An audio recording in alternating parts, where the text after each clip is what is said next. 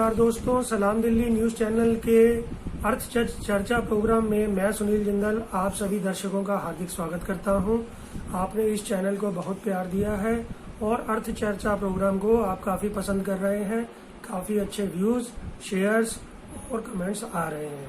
साथ ही मैं धन्यवाद देना चाहूंगा श्री सुभाष व्यास जी को, जिन्होंने इस चैनल पर मुझे अपने शेयर बाजार के कमेंट्स देने के लिए आमंत्रित किया और वो वाकई ही इस चीज के लिए बधाई के पात्र हैं और मैं उनका पुनः धन्यवाद करता हूं। आज के बाजार भाव कुछ इस तरह रहे। बॉम्बे का सेंसिटिव इंस्टेक्स 38,865 पर खुला, 38,711 तक नीचे गया, 38,978 हाईएस्ट रेंज में गया और 38,854 में ऊंची दिशा में ही 14 पॉइंट ऊंचाई लेके बंद हुआ। निफ्टी 50 का सेंसेक्स भी कुछ इसी तरह से बिहेव कर रहा था।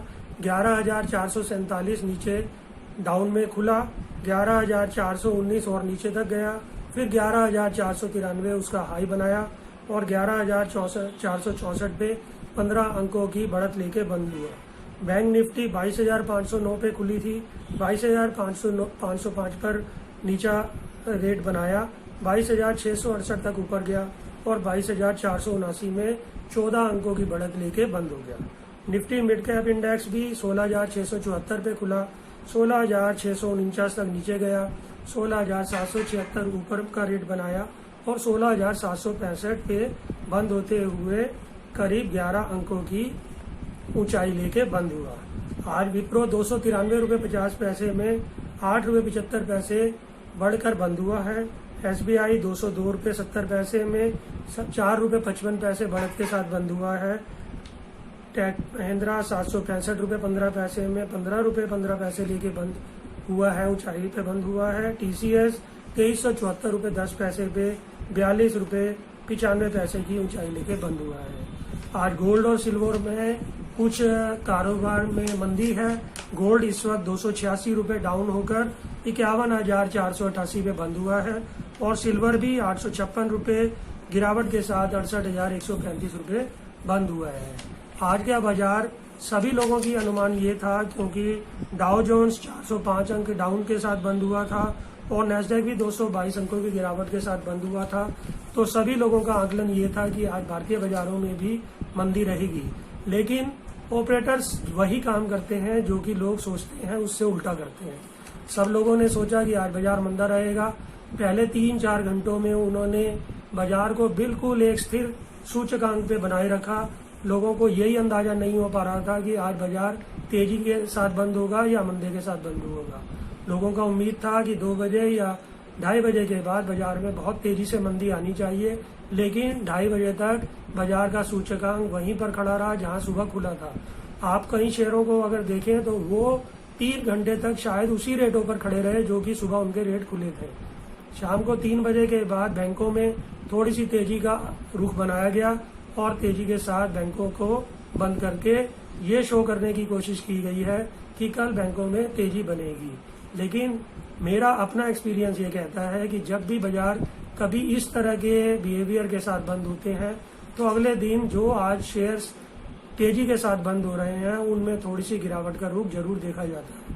भले ही वो तेजी के साथ खुल जाए, लेकिन वो इतनी तेजी नहीं बनाते हैं कि आज का जो माल आपने खरीदा है कल ब्रोकरेज लगा के या उसको अपना माल आप बेच पाए। और अब तो कुछ ऐसी भी दिक्कत आ गई है, सेबी ने कुछ ऐसे कानून बना दिए हैं कि जब तक आपके पास शेयर्स की डिलीवरी आपके डीमैट अकाउंट में नहीं होगी तब तक आप शेयर्स अगले दिन नहीं बेच पाएंगे। BTST जो कि बाई टुडे सेल टुमारो का सेगमेंट था, उस सेगमेंट को सेबी ने फिलहाल के लिए बंद कर दिया है। अगर आपके पास पुराने शेयर्स हैं किसी कंपनी के और आज आपने खरीदे हैं, आप तभी उनको बेच पाएंगे। अब ये देखने वाली बात है कि कल डाउ और नैस्डैक किस तरह से बिहेव करके बंद होंगे, उसके ऊपर भारतीय बाजारों का काफी दारोमदार बनेगा। लेकिन जहां तक मेरा अनुमान है कल बाजार थोड़ा सा गिरावट के साथ ही खुलेंगे और गिरावट के साथ ही बंद होने चाहिए। अगर कोई बाजार में कोई ऐसी खास न्यूज ना हो जिससे कि तेजी का रुख बन सके। तो अपने शेयर्स को आप नोट करके रखें। जिन शेयरों में आपको 5, 7, 10 रुपए का प्रॉफिट आ रहा है उनको जरूर बेचें और अगर आप इससे ज़्यादा प्रॉफिट लेके खेलने वाले इन्वेस्टर्स में हैं तो आप उन शेयर्स को अपने डिलीवरी में डीमैट में बना के रखें। ये जरूरी बात है कि जब सेंसेक्स 40,000 से ऊपर चलेगा तो ये 42,000 के सूचकांक को भी जरूर छुएगा। पिछले अगर 4 महीने पहले की बात देखें तो जब ये कोरोना की बीमारी शुरू हुई थी 26,000 कुछ सूचकांक आ गया था, जिसमें कि सभी टीवी चैनल्स और अखबारों ने ये कहना शुरू कर दिया था कि अब यहाँ से बाजार और 3-4 हजार पॉइंट डाउन दिखा देगा। लेकिन वो मिनिमम नीचे के सूचकांक थे। उसके बाद कोरोना आज कितना बढ़ चुका है, कितने लोग रोजाना कोरोना से पीड़ित हो रहे हैं, कितने लोग मर रहे हैं। पूरा दुनिया इस कोरोना से बीमारी से जूझ रहा है, लेकिन शेयर बाजार इससे बिल्कुल विपरीत दिशा में चल रहा है। लोग हर रोज ये सोचते हैं कि आज कोरोना में इतने बीमार बढ़े हैं तो शायद इसका इफेक्ट शेयर बाजार पे जरूर पड़ेगा, लेकिन शेयर बाजार के जो ऑपरेटर्स हैं, जो बड़े ब्रोकर्स हैं, जो इस कारोबार को चलाते हैं, वो इससे बिल्कुल उल्टा करके शेयर बाजार को तेजी की ओर अग्रसर करते ही जा रहे हैं। फिर भी हमें अपना जो है जो हमारा काम करने का तरीका है उसको ढंग से ही करना चाहिए। हमें बाजार की दिशा की तरफ नहीं देखना चाहिए।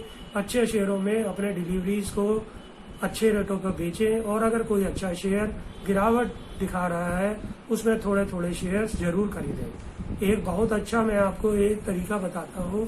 मान लीजिए कि एक आईटीसी का एक शेयर है, अगर वो 200 रुपये चल रहा है तो आप 200, 199, 198 और 190 रुपये तक हर 1 रुपये की गिरावट पे 10 शेयर खरीदते हैं। जैसे ही वो 190 से नीचे चले आप अपनी क्वांटिटी को डबल कर दें और 189 से 180 तक आप 20-20 शेयर की डिलीवरी इकट्ठा करना शुरू करें। उसके बाद नीचे 179 से 170 तक 30 शेयर्स, 169 से 160 तक 40 शेयर्स, 159 से 150 तक 50 शेयर्स।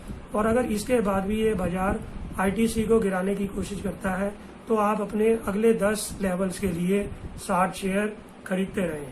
2150 शेयर आपके पास टोटल डिलीवरी में आएंगे और उनकी एवरेज आपकी 162 रुपीज पर शेयर की होगी।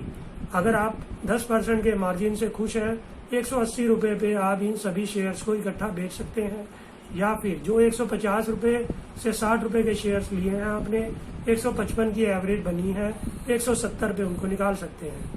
160 से 70 वाले शेयर्स को 185 पे, 170 से 180 वालों को 195 पे, 180 से 90 वाले शेयर्स को 205 में और 190 से 200 वाले शेयर्स को 215 रुपये में बेचकर आप 15 रुपये पर शेयर मिनिमम प्रॉफिट कमा सकते हैं। और ये कोई बहुत बड़ी बात नहीं है। आईटीसी भारत की ऐसी विश्व विख्यात कंपनी है जो कि आज तक कितने ही राइट और बोनस दे चुकी है। इसके डिविडेंड बहुत अच्छे आते हैं। अगर ये शेयर्स की डिलीवरी भी आप रख लेंगे तब भी आपको नुकसान देने में सक्षम नहीं होगी ये कंपनी। लेकिन हाँ, इंट्राडे में जरूर मैं कहूँगा, इंट्राडे में ब्रोकर्स या बड़े ऑपरेटर्स आपको इस कदर फंसा लेते हैं कि आप उस शेयर में या किसी भी शेयर में जो कि ऑपरेटर ड्रिवन है पैसा कमाना बहुत मुश्किल होता है।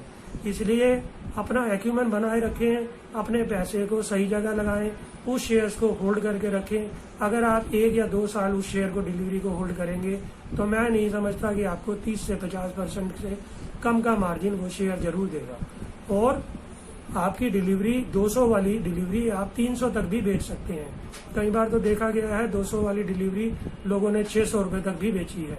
तो ये आपके ऊपर डिपेंड करता है कि आप कितने आराम से उनको सहेज के रखते हैं अपनी डिलीवरी को और किन रेटों पे बेचना शुरू करते हैं। शायद आपको ये वाली जानकारी अच्छी लगी हो।